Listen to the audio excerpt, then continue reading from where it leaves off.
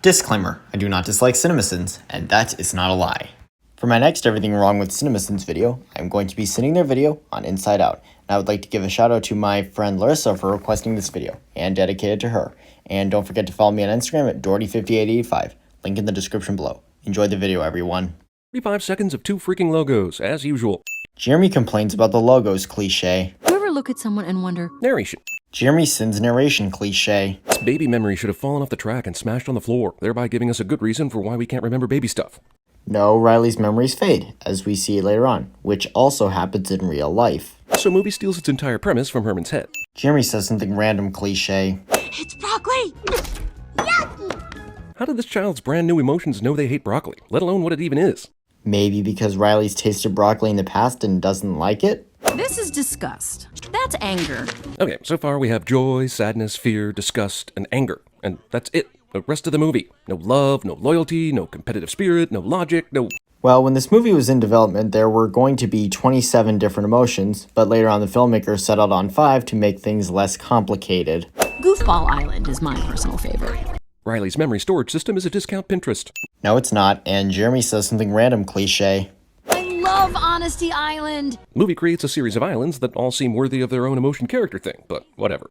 No, the islands represent Riley's personality, not her emotions. The islands of personality are what make Riley... Riley. And we 5 main emotions with direct access to an action control board have no say in the matter whatsoever. What's to say there, Jer? Let's get those memories down to long term. Damn, that is a lot of long-term memory she's supposedly going to hold on to forever. Pointing things out on the screen. So Pixar dips into the Toy Story well for a cheap family is moving plot starter. No, the move in Toy Story was not the main thing that drove this story. Riley clearly has no understanding of the real estate market in San Francisco, or she'd be freaking out over how much money her parents are going to earn when they flip this thing. Dude, she's only 11 years old, so she's not gonna know that. This is the problem with choosing 4 negative emotions and only 1 positive one as the 5 main Riley emotions. She's constantly going to be fighting for any scrap of happiness. Sadness, disgust, fear, and anger aren't exactly negative emotions. They're there to help Riley through her life when needed. Bed there, and the desk over there. The hockey lamp goes there. Put the chair there. Well, the trophy collection. Over there. Poster there. Why would anger, sadness, fear, and disgust have some sort of weird say in how this room looks? They don't. They're just agreeing with Joy on how the room will look. The moving van won't be here until Thursday. Why does the moving van status cause more than 10 memories to occur? Well, you cut out the scene that answers your question. Here it is. Contract. That's the worst. The van is lost. Makes her move. She's closing in. Hey. Oh, no, you're not. Hockey once again saves a marriage. No, this is supposed to make the family forget about their stress. He does some kind of explaining that things are going weird with the memories and core memories and the emotions, but does such a poor job of it that I'm left thinking just about anything might happen, which is exactly the case. No, it doesn't do a poor job of explaining. The movie shows sadness messing with the memories. I'm organic. Eat Me, I'm Organic is my new pickup line. Jeremy says something random cliche. Make sure that all the sadness stays in the circle. Sadness imprisonment. This is Jeremy just explaining this scene. So this is why you don't make 4 of your 5 core emotions negative ones. Again, they aren't exactly negative emotions. Puts a whole bunch of bullshit between Joy and Riley's brain just for the sake of the runtime of the film, right? No, it's supposed to show how far away Joy and Sadness are from headquarters. His headquarters looks an awful lot like the CN Tower. I mean, yeah, they kinda do look alike, but why is that a sin? There's an interesting quandary the movie is in at this point. Supposedly, Joy and Sadness are in a place where they're physically stuck until they can figure out how to get back to headquarters. But what if her parents suddenly moved back to Minnesota? She reunited with all her friends and everything went back to normal. Would a magic vacuum enter Riley's head and suck them back into headquarters? But that never happens in this movie, so you can't give sins for things that don't happen. We getting close? Yeah, just another ride. Why is Sadness pretending to know which way to go? She's not pretending. She knows the way because she's read the mind manuals. You know, Riley definitely ain't happy here, but isn't she kinda happy singing this song? She's definitely not disgusted, scared, or angry, so... I agree that she doesn't feel disgusted, scared, or angry when singing the song, but I don't think she's singing it in a happy way. Riley's long-lost imaginary friend goes around stealing long-term memories? I mean, what? Is he the guy responsible for losing socks in the dryer too? I'm pretty sure Bing Bong is just taking memories to remember his days with Riley. So guy who can certainly help out is kind of embarrassed about his Riley memory stealing and thereby takes off running instead of helping. Because Horton here's a who? Well, Bing Bong is startled by Joy and Sadness's presence in the scene, so how is he gonna know that they need help? Just want to be clear, the imaginary friend inside of Riley's head just sprained his leg? Yes. We're not walking. We're taking the train of thought.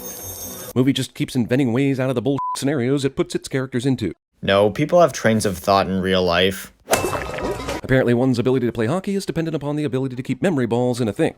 Perhaps this is an exploration of Riley's heart? But the heart never really makes an appearance in this movie, physically speaking. As I previously said, you can't give movies sins for things that don't happen. Riley's dreams are truly the weirdest thing ever, because they are all based on earlier events. Does she ever have that dream where she's trying to get somewhere, but no matter how far she travels, she never gets any closer? See what I just said. Where they keep Riley's darkest fears. Apparently there's no room for happy thoughts in the subconscious. And couldn't some of the darkest fears have popped up in Imagination Land? I guess that would have ruined the production design.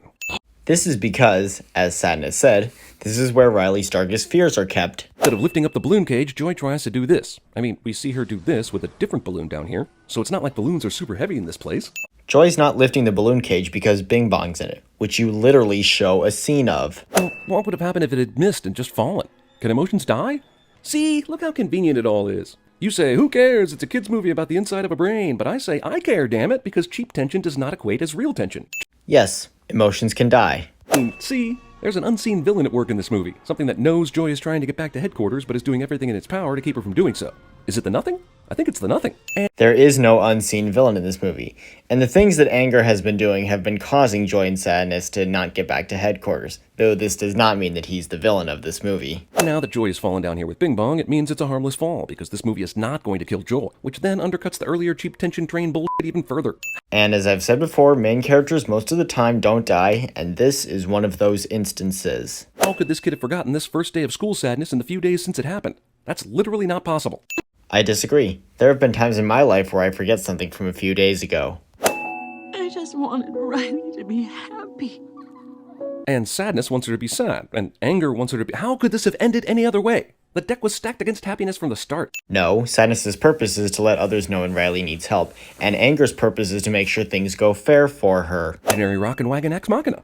This is not a Deus Ex Machina since the wagon rocket was disposed of earlier on in the movie. So why did he disappear so quickly? His hand evaporated as soon as they got down here, and now he's completely gone, but Joy's okie dokie. What's up with that? They fell into the Forgotten at the same time, right? Because he was already beginning to get forgotten as he had not played with Riley for years, and Joy has only been away from headquarters for a short amount of time. Tragic vampire romance island. Twilight. Jeremy says something random cliche. Entire end credit sequence is inspired and awesome. I agree with what you said, but what I'm sinning you for here is the fact that you used the wrong sound effect when you removed a sin. And here's the end result, everybody. The sin total was 121, and the sentence will be mixed emotions. Thank you for watching, everybody, and have a nice day.